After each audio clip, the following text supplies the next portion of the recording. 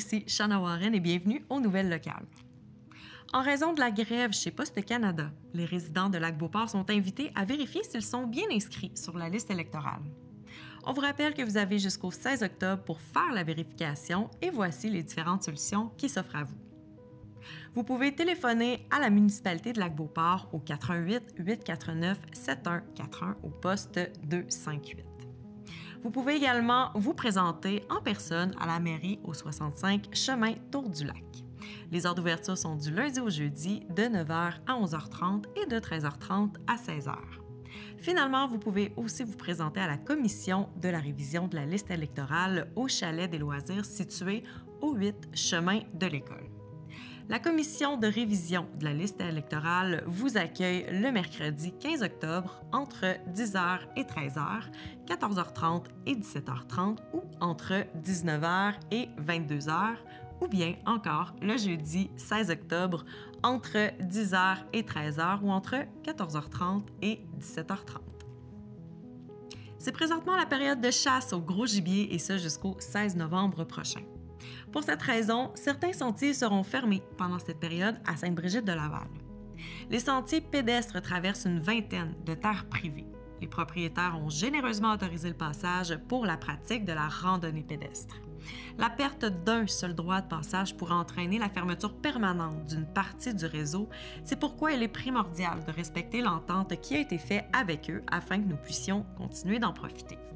Voici les sentiers qui sont fermés pendant la chasse. Le sentier de liaison, soit rue de l'Espoir jusqu'à la rue des Roches, et le sentier Le Montagnard, aussi appelé la Montagne à Tremblay. Sinon, les sentiers qui sont ouverts pendant la chasse sont la boucle de la Montagne à deux têtes et le sentier des Dunes. Voici une liste non exhaustive des lieux alternatifs dans la région. On a le centre de plein air de Beauport, le Mont-Wright, le parc de la Jacques-Cartier ou encore le parc linéaire de la rivière Saint-Charles. Pour connaître la liste des autres sentiers ouverts au public pendant cette période, consultez le Lavallois à la page 13. Pour l'année scolaire 2025-2026, le mouvement d'entraide des Cantons unis de Stoneham met en place dès la mi-octobre un nouveau programme de collation matinale offerte à tous les enfants qui fréquentent l'école. C'est bien connu, un ventre plein favorise l'attention et l'apprentissage. Avec ce programme, le mouvement poursuit l'objectif d'offrir une collation à tous les enfants afin de créer un environnement inclusif et respectueux tout en évitant de mettre en évidence ceux vivant une situation de vulnérabilité alimentaire. Si vous aimeriez vous impliquer, voici deux façons de le faire. Soit en échange d'une contribution de 750 $, votre entreprise ou votre famille peut devenir partenaire de la semaine. Communiquez avec Julie T. Leclerc, responsable des dons, au 88 572 9109 si cette option vous intéresse. Sinon, vous pouvez toujours être bénévole en donnant un peu de votre temps à différents moments dans l'année scolaire. Que ce soit une fois, 2 fois, 15 fois ou chaque fois, tous les moments comptent. Pour plus de renseignements, merci de communiquer avec Julie Royer, responsable des bénévoles, au 88 264 2726. Le mouvement est également à la recherche d'aide pour mettre en branle l'opération des ventres pleins et en assurer la pérennité. Que ce soit des dons en argent, en collation équilibrée ou encore en partenariat avec des fournisseurs pour des petits prix avantageux, eh bien, les possibilités sont multiples et les besoins sont grands. Si vous souhaitez contribuer d'une autre façon à plus grande ampleur ou si vous avez des contacts susceptibles de s'impliquer, on vous invite à communiquer avec Caroline Verrette, présidente du mouvement d'entraide des Cantons unis au 88 454 0528 ou par courriel au mouvement.entraide@gmail.com. Merci à l'avance pour vos dons, votre temps et vos encouragements. Entre équations, dictées et fou rire, la Maison des Jeunes Latome offre bien plus qu'un simple coup de main scolaire. Elle tisse des liens durables et aide les jeunes de Stoneham à prendre leur envol en toute confiance. Grâce au soutien de la Caisse des Jardins de Charlesbourg, le volet Aide aux devoirs et relève est de retour à la Maison des Jeunes. L'initiative accompagne les élèves de 10 à 12 ans à l'aube du secondaire en leur offrant un environnement calme, sécurisant et surtout bienveillant. Du lundi au jeudi, entre 15h et 17h, une dizaine de jeunes franchissent les portes de la MDJ. Devoirs sous le bras et questions plein la tête, ils y trouvent des animateurs intervenants prêts à les soutenir, à les écouter et à donner ce petit coup de pouce qui change tout. Mais au-delà des mathématiques ou de la grammaire, c'est une relation humaine qui prime. Chaque échange devient une occasion de bâtir la confiance, de repérer les besoins et de préparer la transition vers le secondaire. Plus de détails dans l'article complet à la page 6 du journal L'Écho du Lac. Dû au férié de l'Action de grâce, les résidents de Fossambeau-sur-le-Lac sont priés de prendre note que la collecte des matières organiques est déplacée au mardi 14 octobre et celle des déchets au mercredi 15 octobre. De plus, les collectes de feuilles auront lieu les 6 et 20 octobre ainsi que le 3 novembre. Nous vous rappelons que seuls les bacs bruns et les sacs de papier spécialement conçus pour les résidus verts sont acceptés. Les sacs de plastique déposés en bordure de la rue ne seront pas ramassés. Toutefois, les feuilles et les résidus verts recueillis dans ces sacs peuvent être apportés aux écocentres, dont celui de Sainte-Catherine de la Jacques-Cartier, et rendu sur place, vous devrez vider les sacs à l'endroit prévu à cet effet. Pour plus d'informations sur ce sujet, lisez la page 8 du journal L'Entre guillemets. L'école primaire des explorateurs à Sainte-Catherine de la Jacques-Cartier a ouvert ses portes en 2014. Elle a été construite pour accueillir 550 élèves. Cette année, ce sont 27 groupes pour un total de 590 élèves qui ont fait leur entrée. Comme plusieurs ont pu le voir, il y a déjà 3 ans, des modulaires devant l'école ont pu être installés. Considérant qu'il y a actuellement beaucoup de développement domiciliaire près de l'école, une demande a été faite et acceptée au ministère de l'Éducation pour un agrandissement en 2023. Cependant, au mois de décembre l'an dernier, le ministère de l'Éducation a mis sur pause tous les projets d'agrandissement et de nouvelles constructions, incluant donc par le fait même le projet d'agrandissement de l'école primaire. Voici tout de même quelques informations complémentaires. La nouvelle section comprendrait 12 classes, un gymnase, une salle de psychomotricité, une bibliothèque, 2 locaux d'art, des espaces de travail collaboratifs ainsi que des bureaux pour les employés. Par le fait même, une fois l'agrandissement complété, les modulaires seront retirés. Ce projet apportera également un réaménagement total de la cour d'école et du stationnement. Il s'agit d'un beau projet et d'une bonne nouvelle pour l'école et pour les familles de Sainte-Catherine de la Jacques-Cartier. Il ne reste donc qu'à attendre que le projet de construction reprenne avec le ministère pour la suite. Plus de détails sur le Catherinois numéro 5 à la page 27. En prévision de la préparation de la prochaine édition du calendrier municipal, la Ville est intéressée à recevoir vos plus belles photos de Shannon. Vous avez immortalisé de beaux endroits ou pris des images originales? On vous invite à les partager avec la Ville qui pourrait les utiliser dans ses outils de communication tels que sur son site Internet, sa page Facebook ou le journal Shannon Express. Si votre photo est retenue, un formulaire d'autorisation vous sera acheminé. Envoyez vos photos dès aujourd'hui à communication@commercialshannon.ca.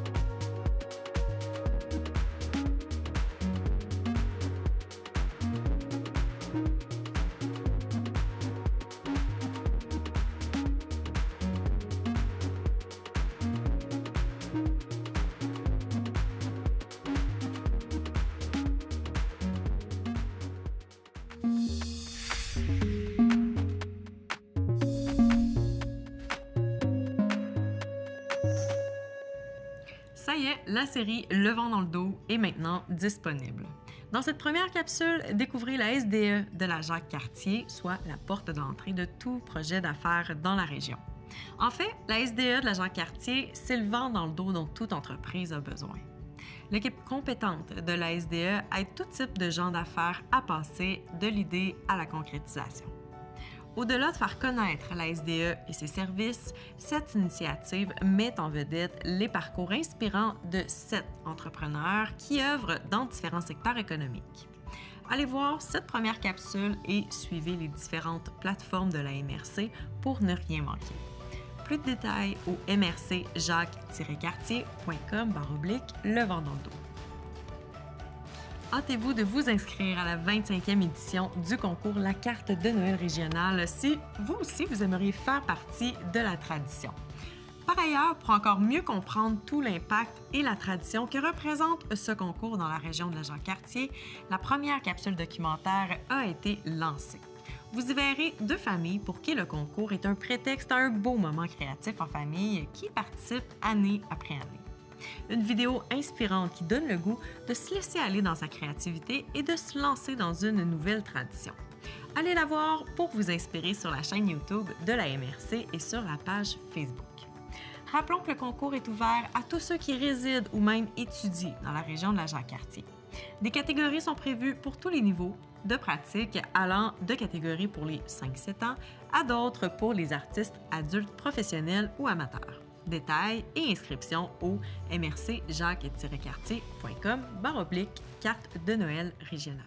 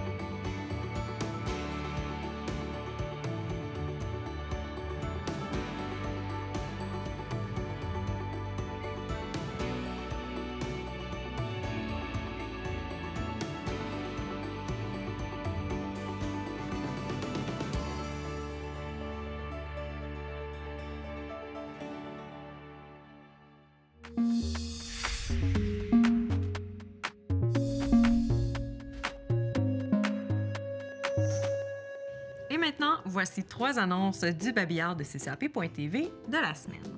Le mercredi 12 novembre de 18h30 à 20h30 aura lieu la soirée d'accueil des nouveaux résidents de Shannon.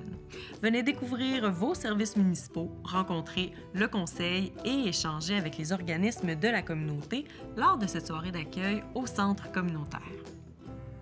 Les Sentiers du Moulin et la MRC de la Jean-Cartier sont fiers de vous présenter un tout nouveau réseau de sentiers pédestres maintenant accessible dans le secteur Maelstrom. C'est donc une nouvelle offre de plein air 4 saisons qui vous est proposée. Retrouvez plus d'informations sur sentiersdumoulin.com. La 27e édition de la Semaine des bibliothèques publiques mettra en vedette le rôle essentiel de ces lieux dans nos vies.